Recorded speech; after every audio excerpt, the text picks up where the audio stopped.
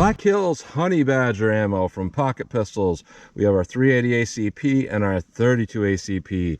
The 380 ACP is a 60 grain fluted bullet rated at 1150 feet per second through a 3 1/4 inch barrel. The 32 ACP is rated at 1050 feet per second. I found that information randomly online, but the actual website does not list that. So I'm not for sure if that's rated at 1050, and no barrel length shown. So these are fluted bullets. They're kind of like the Lehigh bullets, but I think they're a different brand. I'm not sure who makes those, but our 380 is a 60 grain and our 32 is a 50 grain fluted bullet. So I'm gonna use my little pocket pistols here, my 2 3/4 inch Ruger to test the 380, and my 2.7 inch Kel-Tec P32 to test the 32 auto. So I'm going to go through the current graph, see what kind of velocity and accuracy I get at the same time. Then I'm going to do my 10% clear ballistic gel test. I'm going to go into plain 10% clear ballistics to see what the best potential of those are.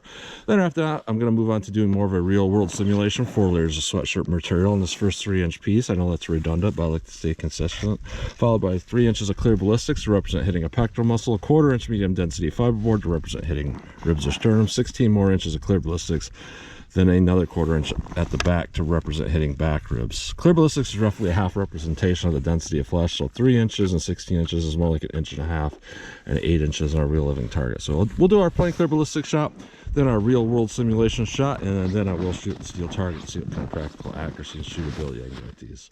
So let's get started with this test. All right, first up we have our 380 ACP. Our 60 grain fluted bullet. This is rated at 1150 feet per second through a 3 1/4 inch barrel, which is a ½ inch longer than this. Let's see how close we get to 1150 on my little LCP here. That was weird.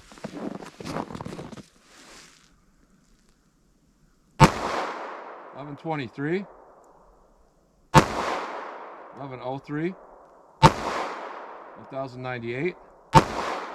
1087, 1071. To be honest here, that is a lot faster than what I thought it was going to be. So that's pretty good power there.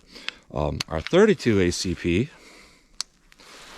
that's a 50 grain rated at 1050 feet per second from who knows what barrel length. Let's see what we get with our little 32.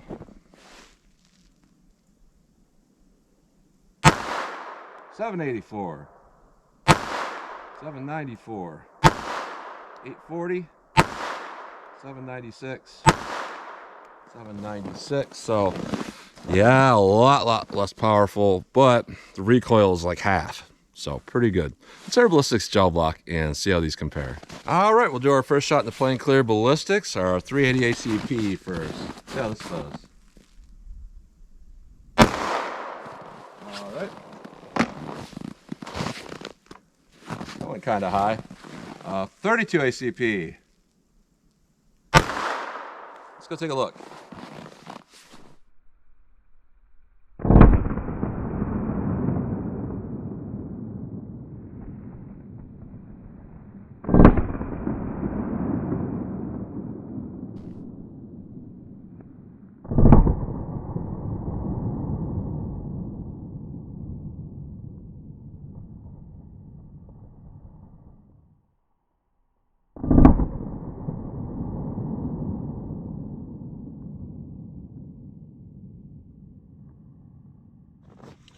All right, so interesting there.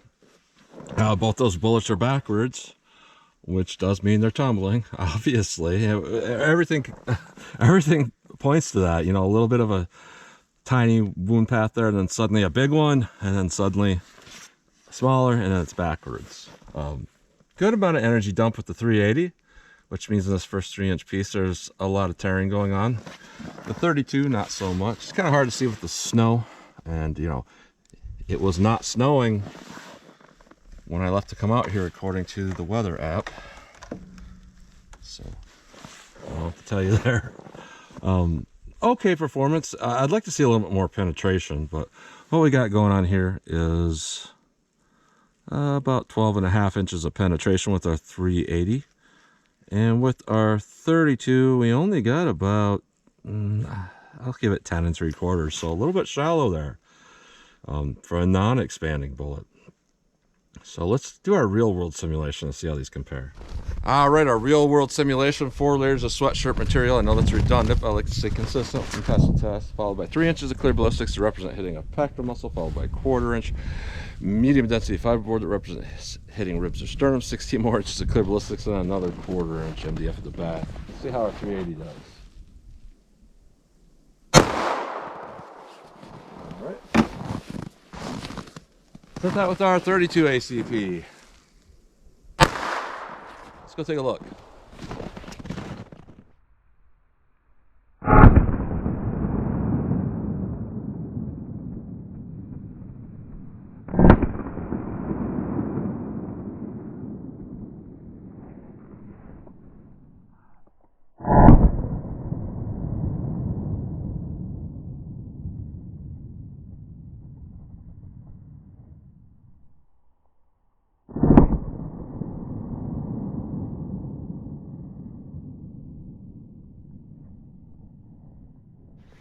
All right, so that's some pretty pathetic performance there.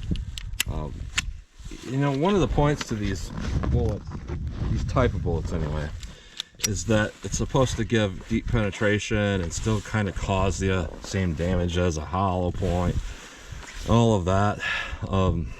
Just not seeing a whole lot going on with this, and that rib simulation definitely does a lot. So if we see straight holes through that rib simulation, it means that they're not tumbling. If we see maybe keyholes, it means for sure they're tumbling.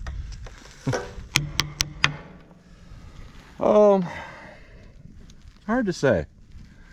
They kind of take on the pattern of that you know, bullet, that fluted style bullet. So just interesting overall. So looking at our 380 through our rib simulation, we got 10 inches of penetration. I know parallax at that angle will throw it off and make it look like it's steeper, but 10 inches. Our 32, 7.5 inches. That's pretty much a fail.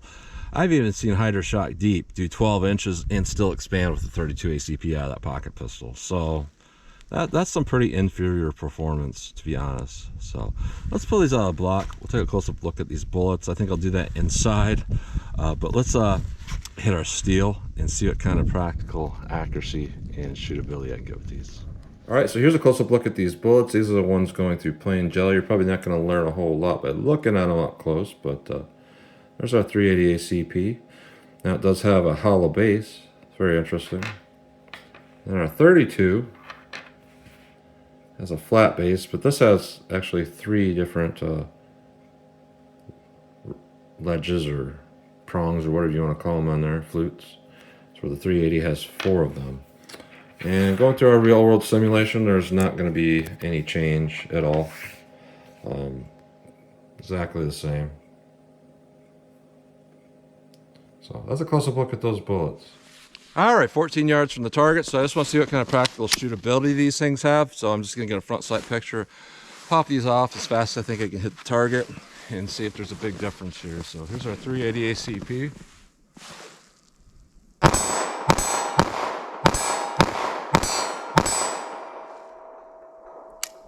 Yeah, I'm not really sure where those misses went.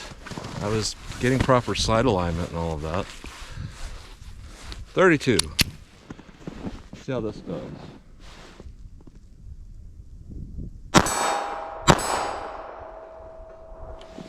No feed. It's tilted down in the magazine, kind of strange. Huh. Weird.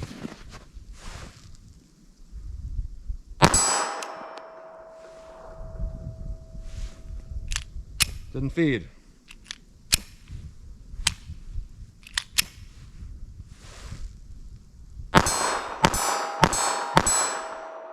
Alright, so interesting issues out of this pistol. Now that could have been me because I couldn't even actually get my finger in the trigger guard. I had to barely get the edge there, and the magazine fell out at some point somehow. That being said, I've never really had an issue like that with this pistol, other than maybe really short rounds that have rim locked before. This obviously didn't rim lock, so I really don't know exactly what's going on with that. So interesting ammo overall, I'll say that. It is 4 degrees right now, so it is quite cold. At least with the wind chill it's 4. I think it's something like 15 without the wind chill. But look at this ammo. It's interesting. You know, this ammo is interesting in and of itself, like the fluted style bullets, because a lot of people like the fluted style bullets, and they'll specifically tell me, you know, I like to use those because with these little short barrel pistols, you don't get expansion with the hollow point. You know, or if you do get expansion, it'll under penetrate severely. And they'll say, well, these will do the same damage as a hollow point. But the data I've looked at actually shows the opposite. It shows that these type of bullets can do really well if you propel like those 65 or 68 grain 9mm ones at 2,000 feet per second. Then they'll create as much or greater than a hollow point expanding. But when you go down to slower velocities, like normal handgun velocities, you're much better off with an expanded hollow point that's actually cutting a larger hole, because you can't necessarily count on these flutes causing more damage from like hydrostatic pressure and all of that. Now, one thing that I will say about them is that they do reliably tumble. I don't think I've ever done a test where they weren't backwards in that gel, and that's actually a good thing. And I've seen a lot of slow motion footage, like true slow motion footage of these, and they will do basically what a full metal jacket will do, but they'll do it sooner. A full metal jacket will go a good distance and then start to yaw and possibly start fully tumbling. The extreme bullets will go in much shallower and then start their yaw process. And then because of that, and because they are a much lighter bullet, they won't penetrate as far as a full metal jacket. That can be a positive and it can be a negative. And you're talking like a 9mm. Yeah, you want a bullet like a 68 grain or something like that to not penetrate super far. And because it's a lighter bullet and it's going to start tumbling right away, it's not going to go as far as a full metal jacket. But when you're looking at calibers this week, you're kind of better off with a full metal jacket, because as you saw, these under penetrated significantly. And what effect would cause that?